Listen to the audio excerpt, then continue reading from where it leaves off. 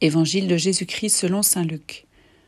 En ce temps-là, Jésus disait à ses disciples : « Imaginez que l'un de vous est un ami et aille le trouver au milieu de la nuit pour lui demander : « Mon ami, prête-moi 3 pains, car un de mes amis est arrivé de voyage chez moi et je n'ai rien à lui offrir. » Et si de l'intérieur l'autre lui répond : « Ne viens pas m'importuner, la porte est déjà fermée, mes enfants et moi nous sommes couchés.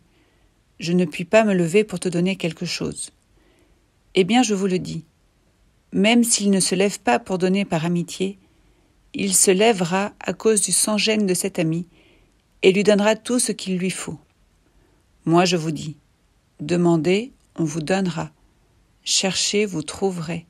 Frappez, on vous ouvrira. En effet, quiconque demande reçoit, qui cherche trouve, à qui frappe, on ouvrira. Quel père parmi vous, quand son fils lui demande un poisson, lui donnera un serpent au lieu du poisson, ou lui donnera un scorpion quand il demande un œuf? Si donc vous, qui êtes mauvais, vous savez donner de bonnes choses à vos enfants, combien plus le Père du ciel donnera-t-il l'Esprit Saint à ceux qui le lui demandent?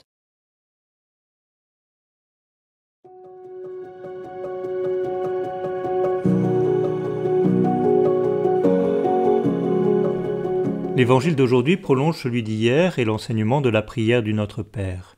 Jésus apprend à ses disciples à prier et donne plusieurs indications. Les images qu'il utilise aujourd'hui nous invitent à la confiance, à l'insistance et à la persévérance. Nous pouvons avoir confiance dans le fait que notre Père prend soin de nous, plus encore que n'importe quel Père terrestre.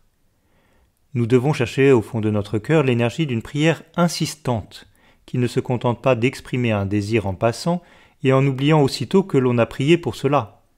Et nous devons persévérer sans découragement lorsque la réponse à notre prière se fait attendre. C'est un beau combat que la prière. Accueillons aujourd'hui l'encouragement de Jésus à prier avec confiance, insistance et persévérance.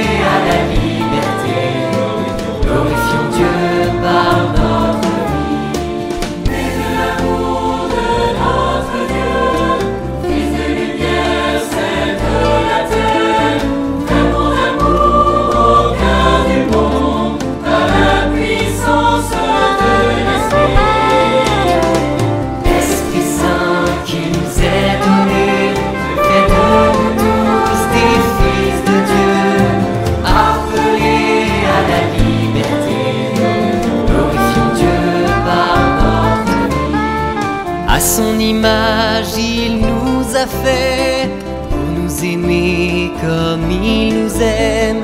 Sa ressemblance reste gravée au fond des cœurs de ceux qui l'aiment. L'Esprit Saint qui nous est donné fait de nous tous des fils de Dieu.